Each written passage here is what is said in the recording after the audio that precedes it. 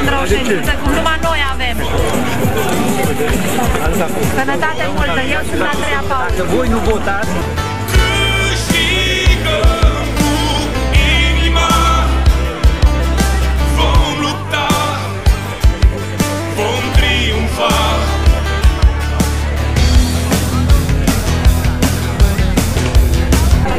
Votați Andreea Paul, deputat! Să înfruntăm inima cea care pune țara în mișcare. Om cu om adunat, construim ce-am visat și până la final vom vedea că am meritat. Intrăm în bătălie, nu ne dăm înapoi, luptăm până la capăt, căci așa suntem noi. Câștigăm cu inima, vom lupta, vom triumfa.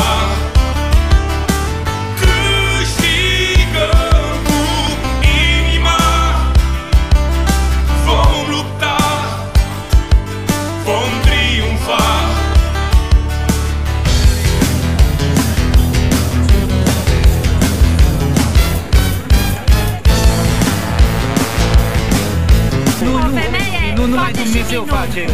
O femeie dă viață la un copil, o femeie știe să aibă grijă și de calitatea vieții, dacă are curaj,